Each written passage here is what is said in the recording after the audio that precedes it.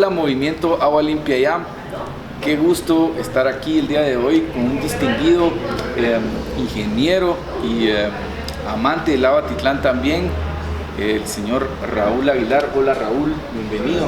¿Qué tal estás? Mira, pues muchas gracias por la entrevista. Vamos a ver que de alguna manera podamos transmitir nuestras inquietudes de una forma lo más clara, sencilla que posible. ¿Cómo no?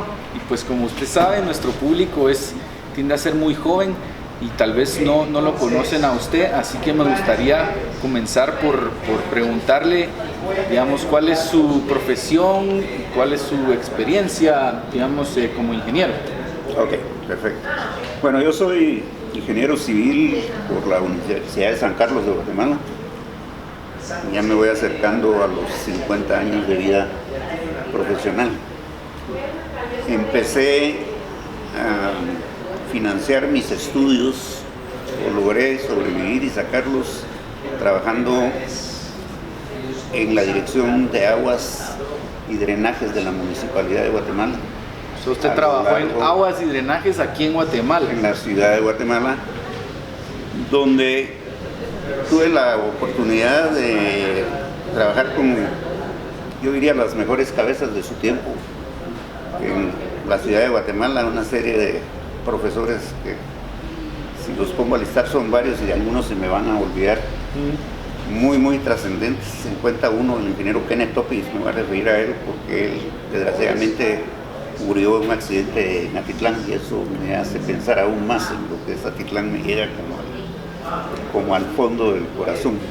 Y era un gran ingeniero hidráulico, enamorado de Atitlán y pionero, y que me enseñó mucho de la parte de ingeniería sanitaria, ingeniería sanitaria e ingeniería hidráulica. Toda la vida me fue llevando por otros aspectos. Trabajé también en el Infom. Es el Instituto de Fomento Municipal. El Instituto de Fomento Municipal, pero fue un paso rápido en proyectos muy pequeños en municipios poco desarrollados al interior de la República. Pero fue muy interesante. Ya después tuve la oportunidad de participar en el sector público eléctrico de Guatemala y estuve trabajando como director y como vicepresidente ejecutivo tanto en el INDE como en la empresa eléctrica de Guatemala. Era unos 25, 30 años. Y al salir de ahí, pues ya me dediqué al ejercicio de la profesión en forma privada, pero siempre en el sector, básicamente, de desarrollo hidráulico de hidroeléctricas, que han sido muy vilipendiadas y poco comprendidas, porque son claves para Guatemala, claves para cualquier país. Deberíamos estar muy contentos de que Dios fue muy bueno con el país cuando nos dio las dos cosas que necesitan para hacer electricidad hidráulica, es tener agua y tener diferencias de altura. En eso pasé, ha sido tan exitoso el Guatemala en el sector hidroeléctrico y en el sector que hoy por hoy pues ya me retiré porque ya son pocas las que se construyen, porque se han construido y se ha logrado lo que la ley pretendía, que era bajar costos y todo. Entonces ya para los que no se recuerdan, yo recuerdo, por ejemplo, cuando yo era pequeño aquí en la ciudad, no digamos en Atitlán, los apagones. Los apagones. Todo el tiempo se iba la luz. Eso obligaron a cambiar la ley. En Atitlán, de hecho, todavía hay bastantes apagones, pero ahora son planificados. Entiendo que tiene que ver con el mantenimiento que se da, pero en aquel tiempo era en cualquier momento como que solo se caían los sifones. Llegó un momento en que me alcanzó la edad, por un lado, y por el otro lado, pues ya había hecho mi parte, creo yo, del esfuerzo hidroeléctrico de Guatemala, y en un momento dado, a unos 3 años o más, me contactaron 2 o 3 amigos de la Sociedad de Amigos de Atitlán, y que fueron básicamente el ingeniero Torreviarte. A través del ingeniero Torreviarte, y me encontré con muchas gentes conocidas, me entusiasmaron muchísimo con que los pudiera ayudar en la parte de desarrollo de ingeniería sanitaria y hidráulica. Y es donde estoy. Y digamos que esas son las dos cosas en las que usted trabajaba antes, es decir, parte de ingeniería civil de, digamos, la infraestructura de manejo de aguas, sí, y también en la infraestructura de, digamos, generación eléctrica con también, el agua. claro. Lo que pasa es que en ingeniería todo va conectado, digamos, si uno ha trabajado en ingeniería sanitaria en una ciudad como Guatemala, en un lugar como el Infom, con poblaciones pequeñas, y luego ha trabajado hidráulica en grandes hidroeléctricas pequeñas, centrales, etcétera, pues va adquiriendo una serie de conocimientos que después los puede aplicar en otro tema que no sea exactamente el mismo, pero que tiene los mismos componentes. Cuéntenos ahora un poco, Raúl, sobre su conexión con el lago, es decir, usted me imagino que lo ha visitado muchas veces en su vida. Cuéntenos sus memorias y porque yo lo he escuchado a usted decir que este trabajo que está haciendo de ingeniería ahora es como su legado, digamos. Eso lo quiero yo hacer más o menos como mi legado a Guatemala.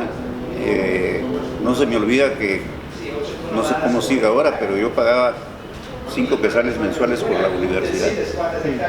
Entonces creo que llega un momento en que uno tiene que reponer a los países ese esfuerzo entregar de vuelta grande que hizo.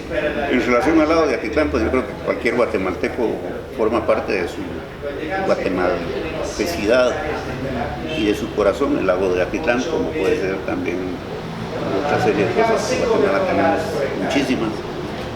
Pero el lago de Atitlán lo visitaba yo desde relativamente patojo, digamos, de adolescente. Ahí enamoré, ahí conocí a la que fue mi mujer, tenía 4 hijos, ahí subiendo por Santo Tomás perdido de Patulula hacia San Lucas, y bueno, me recuerda muchas cosas lindas, muchos amigos, muchas circunstancias de toda la vida. Y cuando me contactó el ingeniero Torreviarte y otras personas del grupo, pues me sentí entusiasmado, con tiempo, con ganas de hacerlo, y pues con limitaciones, pero con modestia también lo dio, con capacidad que creía que podía aportar. Entonces, como les digo, soy solo una parte de ingeniería. Sí, y ese trabajo de ingeniería me gustaría que pudiéramos compartir con el público más de lo que se ha hecho. Para comenzar, ¿hace cuánto se comenzó a trabajar Empezamos a trabajar casi 3 años. Hace casi 3 años al día de hoy, sí, el grupo suyo. El grupo de ingeniería lo formamos hará unos 3 años. Y entiendo que cuando quisieron empezar a trabajar se dieron cuenta que la información básica... No había. Bueno, lo cual no es nada raro, no solo en Guatemala, sino en nuestros países. Digamos, hay una serie de datos que se llaman estudios básicos que el ingeniero utiliza para saber qué es lo que va a manejar. Y muchos son de orden histórico. Es decir, no se pueden improvisar.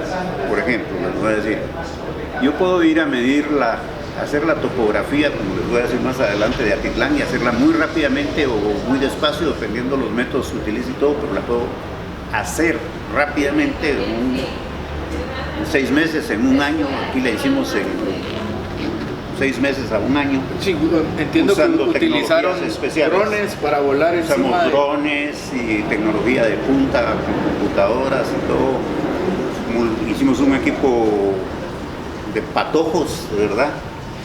Muchos, la mayor parte, yo diría que el 80% de extracción indígena. Ingenieros también. No, técnicos. patojos que en sus pueblos estuvieron trabajando en escuelas técnicas para sacar un grado en dibujo técnico, fundamentalmente con computadora, y les enseñamos a manejar programas muy especializados y nos han dado un resultado fabuloso. Ahí tenemos una muchacha ahorita que la estoy viendo, incluso me gustaría que en un momento de hecho la hemos entrevistado también. Ah, vaya, sí, qué bueno.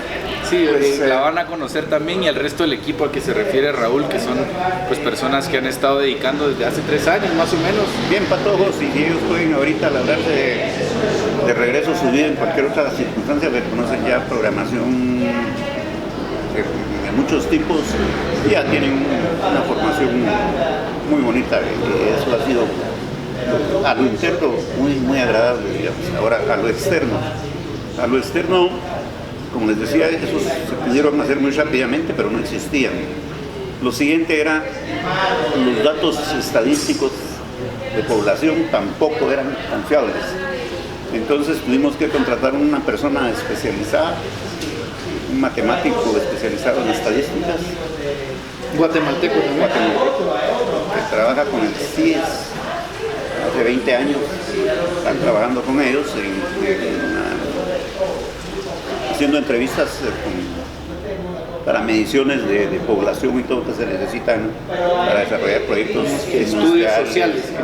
No solo sociales, sino que también estadísticas que se necesitan para implementar un negocio. Tú quieres implementar un negocio y quieres saber cuál es tu mercado, etcétera, etcétera. Entonces, un investigador nos trabajó eso, y ahorita estamos en que logramos ya una curva muy bonita de población, en que se ve que ya la tendencia de población está bajando un poquito. El crecimiento está decreciendo. Sí. Eso es bueno porque significa que la juventud ha tenido educación de lo que significa tener indiscriminadamente hijos, lo que tiene que ser responsable de eso. Y hablemos un poco de los cambios en la población, porque digamos, cuando yo iba a Titlán de niño, recuerdo ver mucho menos edificio y digamos, las casas no eran de 3 niveles, ahora es normal ver casas de 3, 4, claro. Inclusive... Y eso es parte de la información que no existía, ¿verdad? Digamos, por ejemplo, uno ve, y si uno hubiera diseñado hace 20 o 30 años las poblaciones de Atitlán, diría uno, bueno, quedan 40 manzanas o 100 manzanas de terreno para, digamos, por decir un nombre, Santa Catalina Palopó. Entonces en esas manzanas va a caber tal cantidad, pero ya no puede pasar de ahí porque hay acantilados. Sí. Ahora no es cierto, porque la gente, y son fenómenos sociales muy curiosos, la gente, por razones que todos conocemos, que son muy tristes, ha tenido que emigrar a ganarse la vida fuera del país. Va, pero ve, conoce, y se da cuenta que aparte del suelo se puede vivir en edificios hasta de 100 pisos. Pues. Sí. Entonces se asustan, pero no lo van a traer 100 pisos aquí. Pero sí toman fotos, mandan remesas y tratan de ayudar a su gente. Y entonces solo lo ve uno, que digamos los pueblos que ya no tienen posibilidad de crecer, y tienen una... Crecen para arriba. Pequeña, crecen para arriba, y entonces empiezan, y es peligroso, pues porque también hay que ayudarlos a que las municipalidades colaboren, la juventud entienda que tenemos sismos, que tenemos más cosas, y que ya levantarse 3 pisos y todo exige un poquito más de cuidado y de asesoría que tienen que darse. Pero pues eso le digo, entonces empezamos por conseguir también datos de población, pero nos encontramos con lo más difícil, que son los datos históricos, y desgraciadamente los datos históricos son qué cantidades de agua llegan y qué cantidades salen, de dónde vienen, cuál es la hidrología del lago, cómo se comporta el lago ante un Mitch, cómo lo hace en el tiempo, por qué hay crecidas todos los años y bajadas, invierno y verano, pero también hay crecidas, diferencias de altura que ocurren alrededor de términos de 25 años para arriba, 25 para abajo o más. Y esa es la información que no existe. No existe, y tenemos que entonces los ingenieros darnos unos márgenes para arriba y para abajo para no meter las patas fácilmente. Pero en fin, después de 3 o 4 años que nos impusimos esto, de 3 años, ya en este momento tenemos un proyecto desarrollado para toda la cuenca del lago de Atitlán. Creo que eso es bien importante hacer énfasis, Raúl, que digamos, a través del uso de la tecnología como los drones o los mapas de GPS, ustedes están viendo el lago en su completo. Es decir, se está estudiando la cuenca del lago Atitlán como una unidad, y digamos,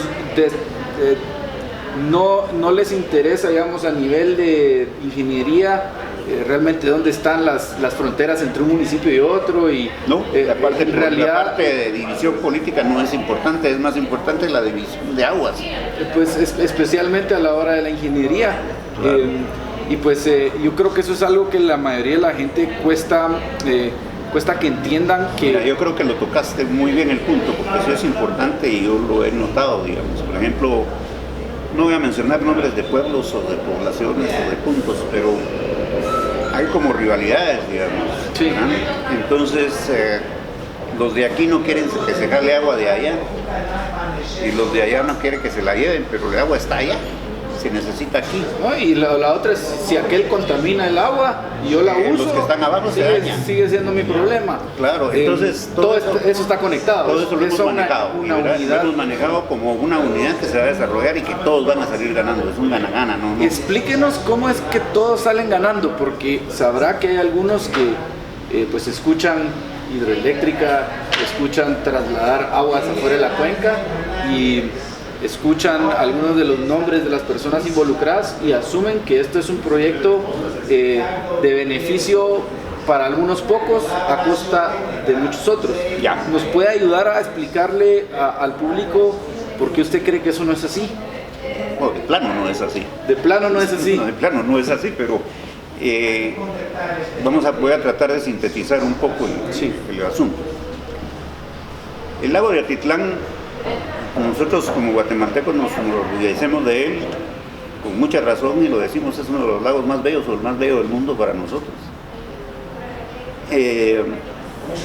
Y al lado tenemos ejemplos muy tristes de lagos preciosos que tenía Guatemala y que lo sigue teniendo, pero que son ahorita prácticamente unos pantanos insalubres. Y desgraciadamente está el lago de Amatitlán, en la parte muy cercana a la metrópoli capitalina. ¿Qué le pasa a los lagos? ¿Qué le pasó al lago de Amatitlán, básicamente? Después del terremoto del 76, la población de una manera astronómica emigró internamente de los pueblos hacia la capital, porque no encontraron, en el interior la edificación era muy mala. Lo decía hace poco, hablando de que tengan un poquito de cuidado con construir alto, porque los temblores vuelven a repetirse.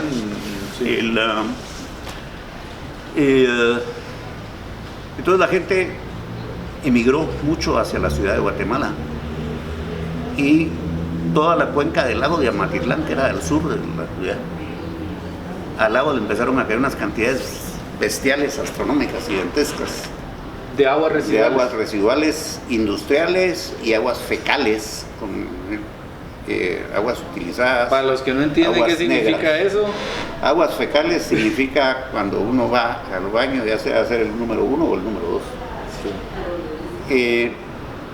Si la población es muy densa, como es el caso de la ciudad de Guatemala o del Valle de la capital, las cantidades de excrementos y de orinas que se dan acaban con la capacidad natural, la capacidad de la naturaleza de reciclarlas y de mejorarlas y absorber. Y entonces ocurre lo que le ocurrió al lago de Atitlán, empiezan a decaer y llega un momento en que pierden toda capacidad de reponerle oxígeno al agua y prácticamente son insalvables. Entonces, para que el público comprenda la propuesta en la que usted está trabajando, y me corrige si me equivoco, se trata de que únicamente las aguas usadas que traigan popó, pipí, jabón y lo que sea que las personas descartan, únicamente esas aguas entran a un tubo que se las lleva y para que no entren al agua. Afirmativo. ¿Y qué pasa con la lluvia? ¿También se va en ese tubo? No. La lluvia se va al lago. Sí. No, la lluvia llega al lago y el lago, mire... ¿Y no se va a vaciar el lago entonces? Nunca. No, por supuesto que no. Miren, para eso hay una cosa que es importante. Lástima que el tiempo es corto y el tema yo quisiera tratarlo lo más... Tenemos todo el tiempo que... Pero lo más comprensible, porque el público pues habrá muchos interesados en la medicina o en las ciencias sociales, etcétera. No me quiero tratar de llegar a ellos. Lo que ocurre es que en la naturaleza hay lo que se llama el ciclo hidrológico. Ajá. Y entonces las dos palabras son importantes. Ciclo Ciclo quiere decir cíclico. Se vuelve a producir, se vuelve a producir, se vuelve a producir en una serie de ciclos. Esos ciclos tienen variaciones estacionales anuales que todos conocemos, que aquí le decimos invierno-verano o temporada de seca y temporada de lluvias. ¿Cómo no? ¿Verdad? Entonces, ¿por qué se produce eso? Y además hay otros ciclos que ya llevan más tiempo, digamos, donde cada cierto N número de años, por ejemplo, cada 7 años o cada 5, dicen algunos, se producen fenómenos como el niño y la niña, pues, Sí. que ya son por variaciones de temperatura en los océanos, que no son, pero influyen a la larga. Entonces, la naturaleza usa ese ciclo de esta manera. Toda la energía que tiene este planeta viene de nuestra estrella, que es el Sol. Sí. El Sol produce calor y evapora el agua que está en los lagos, en los ríos, en los mares, la lleva a la atmósfera en forma de nubes, por calor, por la radiación solar. Esas nubes llegan un momento que se saturan y también el propio calor las lleva sobre tierra firme. Y se chocan con la montaña. Chocan con las montañas y se precipitan. Entonces viene la lluvia y bota el agua que venía en las nubes, y esa agua corre, le puede pasar varias cosas. Corre superficialmente y produce riachuelos que van a dar a ríos, y ríos que van a dar ríos más grandes y llegan a lagos y al final llegan al mar. Y al llegar al mar vuelve a empezar el ciclo, el sol las evapora y sucesivamente. Y nosotros estamos involucrados en eso. Guatemala tiene una característica muy especial, y es que estamos entre los dos océanos, somos países interoceánicos. Tenemos la mitad del país drena hacia el océano Atlántico y la mitad del país drena hacia el océano Pacífico. Entonces nos afectan en los dos lados y hacemos uso de las caídas del agua, la usamos y el agua se la lleva y sufre una serie de procesos más. Entonces, si en un momento dado, por ejemplo en el lago de Atitlán, o lo que pasó en Amatitlán, el hombre satura la naturaleza porque ha crecido tanto, no solo su número de población, sino que las necesidades que esa población quiere, porque vamos a ser muy claros, nuestros abuelos se limpiaban con papel de periódico. Nosotros queremos limpiarnos con papel toalé y queremos usar agua de bidet y queremos tener un inodoro que arrastre eso, y ya no nos conformamos con una letrina. Entonces cada vez le vamos pidiendo, no solo somos más, sino que le vamos pidiendo más cosas a la naturaleza, y en un momento dado que la saturamos y creamos anomalías. Ya los guatemaltecos tenemos un ejemplo que todo guatemalteco conoce: Amatitlán. Y ahora tenemos Atitlán. Atitlán en unos 30, 40 años va a tener la cuenca del lago, no del lago. La cuenca del lago va a tener el orden de 1 millón de habitantes. Si nosotros hoy no hacemos nada por salvar ese lago, vamos a tener un gigantesco Amatitlán. Y la gente no va a tener agua potable de ningún tipo y va a ser de verdad un desastre. Entonces, o lo hacemos ahora o no se hace nunca, y hay que verlo en grande y hay que modificar situaciones, pero lo que se trata es de salvar al lado de la gente que está ahí y de qué vive esa gente. El proyecto es muy grande, cuesta mucho dinero, pero si uno lo compara con el dinero que produce el lago, no solo para los que viven en el lago, sino para todo el país, porque las entradas por turismo, el comercio, etcétera, y que es la mayor fuente de agua que hay en el altiplano guatemalteco. Entonces vemos que ese es un problema nacional, que los que estamos ahora tenemos la gordísima obligación de ver qué hacemos con ellos. Querer o hacer creer a la gente en un momento dado que son grupos interesados de sacarle algo al lago en función privada o en función de grupos que tienen interés en chalets. Eso no es el caso. El caso es que estamos enfrentando a gran parte de la población guatemalteca de escasos recursos a un tema que necesita un tratamiento muy grande. Y entonces lo tenemos que enfocar como un gana-gana, es decir, tratar toda el agua, pero sin quitárselas para su uso, que sigan utilizándola, pero que la utilicen y después se trate para que pueda reutilizarse y que no dañe al lago. Es decir, si toda el agua que yo utilizo en mi casa para los inodoros, para el lavado de ropa, etcétera, etcétera, y se utiliza por las industrias y todo, se tira al lago por la propia agricultura con los agregados químicos de los abonos, se tira sin tratamiento al lago o con tratamiento parcial al lago, ese lago nos vamos a acabar. Su capacidad de absorber eso es pequeña, es finita. Sí. En 30, 40 años vamos a tener un charco de lodo impuro, maloliente, sucio, desagradable. Digamos que ahora, los que han ido ahora a la orilla del agua a ver cómo está el agua, ya manifiesta. Pero esto está empezando. Bueno, tiene 10 años de haber empezado ya en serio. Sí, pero sería bueno que si después de irse a ver la parte más fregada debajo de Atitlán, se den un colazo por Amatitlán y entonces se van a dar cuenta a dónde puede llegar este cuento. Sí. Entonces, hay algunas preguntas que nos hacen mucho que me gustaría hacerle, Raúl, porque usted es ingeniero y ha diseñado parte de esto. Algunas preguntas que la gente se hace es, Guatemala es un país sísmico. Si hacemos un tubo que se lleve las aguas residuales y hay un temblor, se va a romper el tubo. ya. ¿Qué le dice usted a las personas que se preocupan por eso? Bueno, la ingeniería tiene la manera de tratar los problemas de ingeniería sísmica que se llaman y hacer las estructuras de una forma asísmica, es decir, que no se vean afectados por los sismos. En este caso, que lo que estamos tratando es de hacer una serie de tuberías para pasar el agua dentro del lago. Esas tuberías se vuelven... Aquí las tiene dibujadas. Esas son las que están dibujadas. Sí, no sé si se va a ver en la cámara, pero... Hay una que viene de la zona de Panajachel y de Sololá y que pasa hasta San Lucas, y la otra viene... Tal vez le hago la siguiente pregunta, Raúl. ¿Por qué no se va por tierra? ¿Por qué se quiere ir de nuevo por abajo del lago? Porque pasan dos cosas. Naturalmente, muchas de las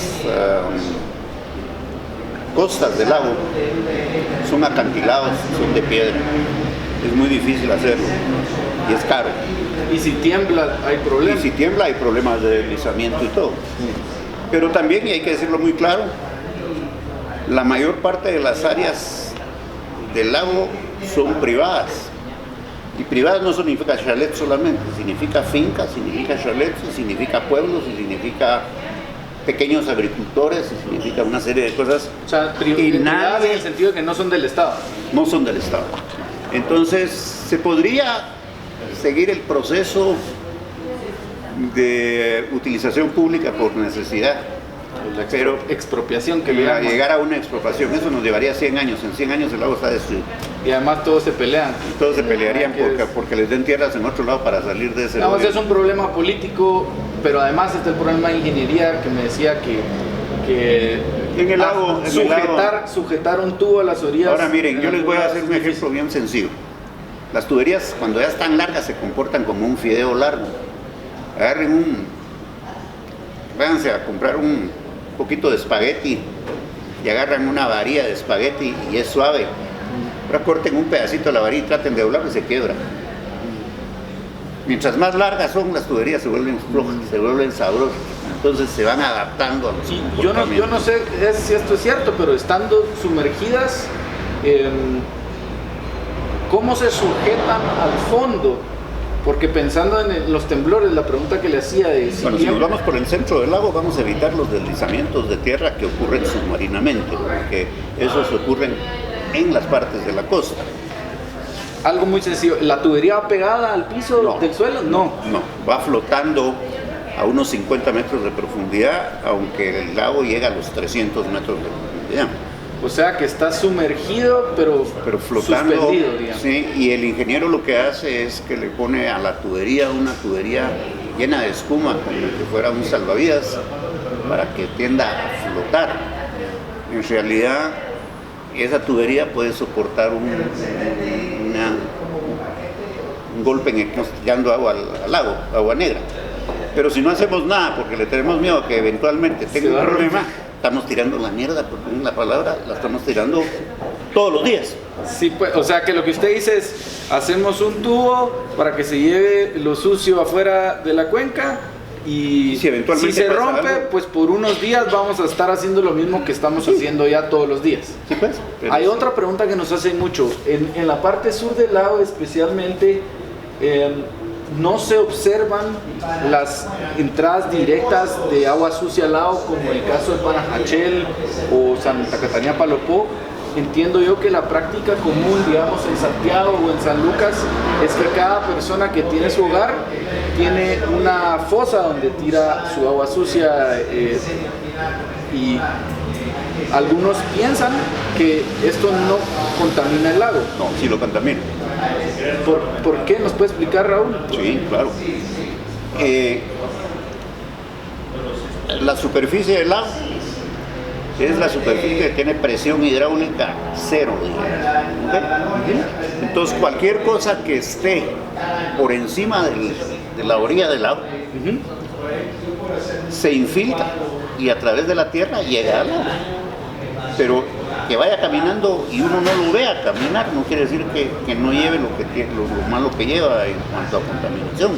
Yo el otro día estuve en Santiago Atitlán y vi estaba una construcción y vi que estaban haciendo un hoyo muy profundo, tal vez de unos 5 o 6 metros hacia abajo, muy cerca de la orilla del lago. Y les pregunté a las personas que lo están haciendo qué están haciendo ahí, y me explicaron, esa es la fosa, ahí es donde va el popó, me dijeron. Pero esa fosa no trata el agua, esa fosa la guarda y el que está en la casa pues no le preocupan los olores, no le preocupa la vista ni nada, pero el agua se está infiltrando para el lago. O sea que lo que me está diciendo es que aunque se tengan fosas, si se está cerca la fosa de es un tratamiento muy elemental.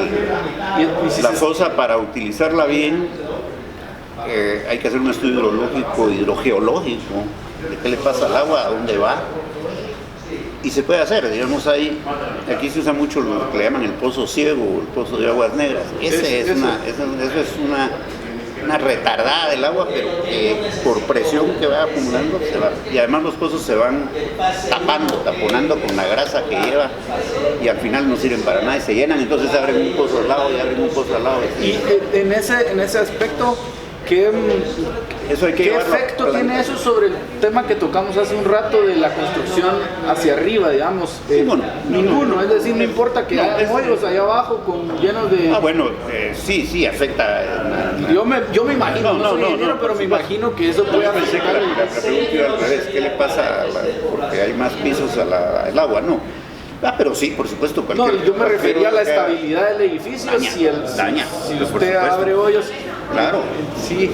O sea que podemos concluir que por lo menos en los pueblos que están en la orilla del lago, el hacer fosas de todas maneras está contaminando. No resuelve ningún problema.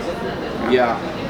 La única manera es llevarlo a plantas de tratamiento, donde se utilizan procesos biológicos para que bacterias que ya sean las que vienen con oxígeno, que les llaman aeróbicas, con aire, y las que no necesitan de oxígeno, que se llaman anaeróbicas y que están en ambientes que tienen poco oxígeno, poco aire, se encarguen de digerir y completar los procesos. Pero hay procesos, eso es para las aguas fecales, ¿verdad? Las aguas negras, las orinas y el popó. Sí. Pero para los contaminantes de tipo inorgánico, que son fósforo, calcio, potasio, nitrógeno, que son los abonos, eso no vale. Porque o sea que las plantas de tratamiento no eliminan estos contaminantes inorgánicos. Normalmente no lo hacen, es muy caro, muy difícil tratarlos. ¿Alguna planta en Atitlán No, ninguna. Ninguna trata. Y entonces lo que pasa es que lo que estamos viendo nosotros del crecimiento de la cianobacteria y todo, son que estamos alimentando la cianobacteria no solo con contaminantes fecales y todo, sino que también la estamos alimentando con abonos. Y el jabón Pero sobre todo los abonos. Sí. El jabón también, las aguas grises. Pero bueno, las aguas mieles, entiendo que las también. aguas mieles son catastróficas de los beneficios de café. Pero los abonos. Entonces la única solución, perdón, te interrumpa solo para llegar al tema, porque va a la razón de la por cual queremos sacar las aguas del lago. Sacar las aguas negras. Grises, sí, negras. Porque las otras quieren que la lluvia entre. No. Las aguas negras. Porque vamos a tratar de que esas aguas que llevan muchos contaminantes y todo lleguen a una zona, que es la costa sur, donde algunos que son alimento de aguas, de algas arriba, sean alimentos de caña, o sean alimentos de café, o sean alimentos de aguacate, o sea, lo que sea. Y eso es un buen punto para tocar, porque esa es tal vez la mayor preocupación que tienen algunas personas. Dicen, el beneficio, ya vieron, es para la costa sur. Entiendo yo que la propuesta es que esas personas que van a usar esa agua le paguen al sistema Pues lo ideal sería que lo pagaran. Que lo paguen, claro, para que entonces el beneficio económico... Sí, pero yo te diría otra cosa, estoy de acuerdo, lo pagan y el beneficio económico ayuda a mejorar el agua, sería lo maravilloso. Pero si no lo pagan y van las aguas para el sur, no es porque se le haya ocurrido al ingeniero Aguilar o amigos del lago, es porque el lago lo puso Dios donde está, y la cuenca sur la puso a donde se puede ir el agua. Yo no lo puedo mandar al norte porque tendría que atravesar la cordillera de los Andes para llevarla al Petén. Eso lo hizo Dios. Es por la gravedad. El ingeniero lo que hace es adaptarse a la situación que Dios puso, que la naturaleza le da. Y yo agregaría otro punto a eso, que es actualmente esas sustancias que estamos tirando al lago generan un problema. Entonces, que alguien se las lleve ya de por sí es un beneficio. Claro, porque el lago puede comenzar a recuperarse. Yo creo que Cabal lo estás catalogando muy bien. Y por cierto, hay un anuncio que acabo de ver en televisión que lo usa en la Argentina, CNN. Dice, el optimista dice que tiene un vaso medio lleno de agua. Y el pesimista le dice, ya lo tengo medio vacío. Pues aquí ocurre lo mismo, ¿eh? Entonces, a mí me van a quitar el agua y se la van a llevar al sur, ¿no? Entonces se la van a llevar, mi agua, el pesimista. El optimista de Atitlán debe decir, me van a quitar las aguas negras. Si me voy al otro lado del tubo, donde sale, el pesimista va a decir, me están tirando las aguas sucias del lago de Atitlán. Sí. Y el optimista dirá, pero me van a tirar aguas tratadas que puedo utilizar en mejorar mi agricultura. Entonces, ¿cómo verlo? Esa es la labor, técnicamente hablando, de un ingeniero sanitario, ¿verdad? Y de un equipo, pero tienen que haber sociólogos, tienen que haber políticos, tienen que haber legisladores, tienen que haber todo, que manejen eso para el bienestar común.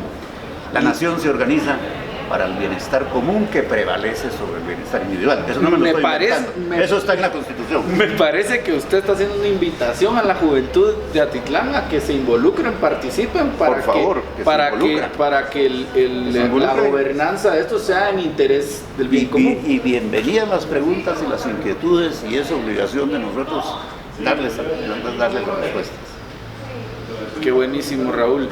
Me gustaría también tocar el punto de la generación, porque usted habló en un punto de que usted ha tenido experiencia en hidroeléctricas, y mi impresión es que en este caso comenzó diseñando esto como una solución sanitaria, y otra vez lo que usted decía, por el tema de que Dios lo puso así. Usted, pues cuéntenos un poquito. La mayoría de los proyectos sanitarios no generan electricidad, ¿o sí? No generan. Es que miren, es más, voy a decirlo al revés. Ahora sí me voy a poner del lado pesimista. Desgraciadamente, y ustedes, sobre todo la juventud de la cuenca de Atitlán, pero los guatemaltecos en general, se deben dar cuenta si se van a dar una vuelta, porque se van con las autoridades municipales en los diferentes municipios y les dicen que vayan a ver las aguas, las plantas de tratamiento. Vamos a organizar, por cierto, visitas a las plantas de tratamiento. Hay que verlas, no funcionan. Están invitados todos a venir. No funcionan porque las plantas, la gente cree que funcionan, ya uno la armó y ya la planta ya se olvidó, ahí está la planta y ahí está. No es cierto, la planta necesita operación, mantenimiento y necesita energía. Y necesita energía eléctrica. Cualquier energía, pero necesita dinero también. Es decir, usted tiene que pagar operadores, tiene que pagar energía, tiene que pagar administración, tiene que pagar muchas cosas. Entonces, las municipalidades hacen una planta y normalmente la hacen con dineros que se dan en donación, que se dan para inversión, pero nadie da dinero para operación y mantenimiento. Entonces las plantas se abandonan y no sirven absolutamente de nada. Entonces no solo yo, pero yo me di cuenta inmediatamente porque he trabajado eso. Estando el agua a 1560 metros de altura y la costa 560 metros de altura, yo tenía 1000 metros para botar esas aguas. Con una caída de 1000 metros, esas aguas negras alcanzan para producir energía y hagan autosostenible a este proyecto, que es lo que no ha pasado nunca. Todos esos proyectos exigen que la gente aporte cantidades de dinero para que le traten. Aquí van a tener que pagar, pero no a nadie en especial, ni a las municipalidades. Pueden pagar una cuota y hay que hacer que se pague por el servicio, porque si no se paga por el servicio, se abusa del servicio. Y eso ha pasado mucho. Entonces tiene que haber una cuota, pero no es cuota para que nadie se haga rico ni nada, es cuota para mantener eso. Y la cuota podría ser escalonada, por ejemplo, decirles algo. Ok, mire, usted usa una paja de agua, o media paja de agua, usted paga 10 quetzales al mes, o 15 quetzales al mes, yo no sé, una cosa por el estilo. Si usted exagera eso y gasta 3 a 10, a usted sí se la vamos a cobrar porque usted va a saber qué está haciendo con el agua. Car wash.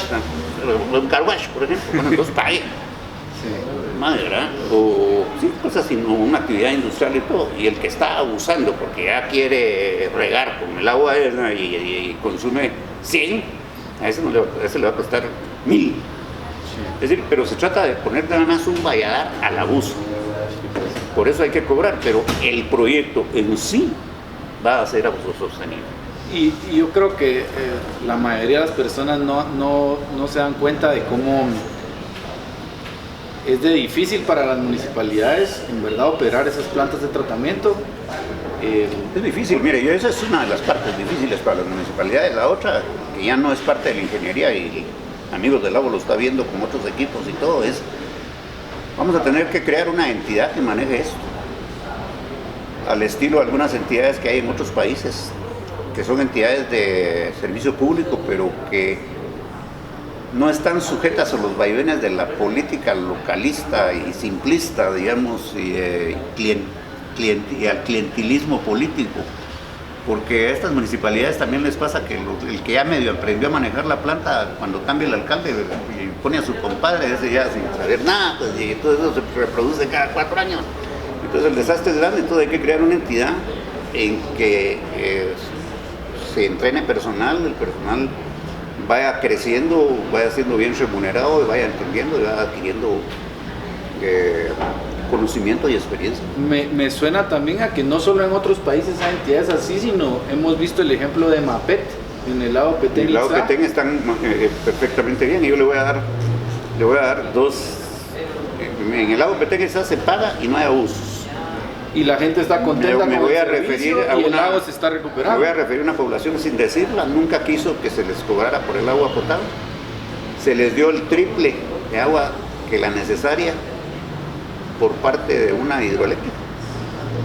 No quisieron y se les cedía por parte de la hidroeléctrica a la municipalidad que manejara esa agua, pero que cobrara la municipalidad para ellos. Es decir, se cedía totalmente el sistema. No quisieron aceptar el cobro. A los 2 años se quedaron, porque en lugar de usarla para beber, para bañarse, para vivir, para cocinar y para lavar la ropa, la estaban usando para riego y para crianza de animales. Entonces, ¿eso por qué? Porque naturalmente eso es humano. Si si yo puedo abrir el chorro de mi casa y me da lo mismo dejarlo abierto que dejarlo cerrado, lo dejo abierto. Si sé que empiezan a sonar las fichas que se me están cayendo en el pavimento, soy el primero en cerrar el chorro. Entonces, hay que cobrar, pero no ese es el intento. El intento es que uno como ingeniero y como diseñador está tratando de que el proyecto sea autosostenible, y lo va a hacer por primera vez en la vida. ¿En qué estado se encuentra ahorita en los planes? Es decir, se lleva 3 años de trabajo. ¿Qué es lo que ya tenemos y se le puede, entiendo, se le está entregando al Estado en parte para que no puedan venir a decir después es que no hay estudios, y en parte para que no puedan venir a después decir que vale mucho más de lo que ustedes han estimado? Pero cuéntenos un poquito de qué es el trabajo que ya se ha hecho y qué es lo que falta por hacer. Primero, tuvimos que obtener toda la información necesaria, que fue parte de la plática hace un rato. Eso nos llevó muchísimo tiempo, ordenarla, conseguirla, clasificarla, depurarla, etcétera, etcétera, etcétera. Eso fue topografía, fue estadísticas poblacionales, y después empezar a recopilar datos hidrográficos e inferir algunos por satélite, y en fin, una serie de circunstancias para poder tener herramientas con las cuales trabajar. Después de eso, y como el clamor era por las aguas negras, empezamos tal vez un poco por la cola del problema. Empezamos diseñando las redes de aguas negras, ¿verdad? Y ya las tenemos diseñadas para 22 centros urbanos de la cuenca. Después pasamos, si no hay agua potable, tampoco va a haber aguas negras, pero no es el chiste, ¿verdad? Entonces diseñamos también redes de aguas potable para las 22 comunidades, y agregándoles algunas cosas que no tienen las medio redes que tienen, que son remedos de redes. Pero recuérdense que todos son callejoncitos y es muy difícil acceder con motobombas y todas las cosas. Entonces estas redes están dotadas hasta de hidrantes para evitar incendios y todo. Es decir, hemos tratado de hacer un trabajo y se entregaron ya al Estado también todas las plantas todas las redes de agua para esas 22 localidades. Lo voy a resumir. Entonces, existen ya en manos del gobierno y de las municipalidades planos y presupuestos. Mire, planos y presupuestos llevados a prácticamente factibilidad, en la cual ellos saben qué cantidades de obra tienen que hacer y a qué costos deben resultar. ¿Verdad? Entonces queda una ingeniería de reajuste en cuanto se construya, pero ¿eso qué va a decir? Que 5% de variación, un 10% máximo en algún caso, es muy extraño. Pero ya sabemos en qué estaba. Hace 3 años no sabíamos ni de qué se trataba el problema. Ahorita ya sabemos el tamaño de la culebra, como dicen. Ya podemos entonces ver cuál es el tamaño del machete que necesitamos para matarlo. Y entonces, ¿qué parte les falta del trabajo, Raúl? Bueno, yo diría que tenemos muy avanzada hasta la parte inclusive de la generación hidroeléctrica. Pero nos falta porque faltan 2 meses para acabar con eso. Realmente lo que queda es que la tubería subacuática necesitamos desarrollar un poco más su ingeniería, porque es un poco más compleja. Es decir, es una ingeniería que en Guatemala nunca se ha llevado a cabo porque no la hemos necesitado y porque la tecnología de aguas de tuberías subterráneas ha sido más en el campo de la industria petrolera, y como Guatemala no ha desarrollado petróleo, sobre todo no ha desarrollado petróleo en el mar. Entonces, no hay muchos ingenieros que conocen cómo se hace. Hay realmente poca información tecnológica, pero a la vez la tecnología que se ha desarrollado para el petróleo es muy dura. Es decir, exige muchas cosas, porque echar petróleo no es lo mismo que se nos rompa un tubo de agua negra y que echemos un poquito más de agua negra, que se nos va a echar una cantidad de petróleo que sería lo que le entiendo es que los cuidados que se toman los ingenieros que trabajan en el área de petróleo son mucho más serios, mucho más fuertes, entonces, porque pero usted está proponiendo que se use esas mismas técnicas, digamos, claro, para transportar las aguas negras, pues, aprovechando que se tomó todo ese cuidado en el... Vamos a buscar una consulta, estamos en ese trabajo, estamos buscando una consultoría que nos asesore un poco eso. Ok, y estas personas, entiendo, han trabajado en tuberías que cruzan el mar Mediterráneo, por ejemplo. Así es, hay un caso llevando agua potable, si no me equivoco, de Turquía a Chipre. De Turquía a Chipre se lleva agua en cantidades muy superiores a las que vamos a llevar a nosotros, en unas profundidades mucho mayores y en un mar que es mucho más duro. O sea que tampoco vamos a pretender reinventar el agua azucarada. Bueno, son cosas que ya se han logrado hacer. Es mejor ver a la gente que ha sufrido las malas y buenas experiencias y aprenderlas de ellos. ¿No? Yo me pongo a pensar cómo habrá sido en Guatemala cuando se empezaron a hacer puentes y no habían puentes antes. Se caían. Los primeros puentes de acero los trajo la IRCA. El que es el ferrocarril. Sí. Pues a eso me refiero, porque hay personas que me dicen, es que ¿cómo te puedes imaginar que en Guatemala tengamos una tecnología tan adelantada si aquí todavía estamos muy atrasados? No, mire, yo creo que la capacidad de la ingeniería guatemalteca para manejar esto está bien. ¿Ah, sí? Sí, por supuesto.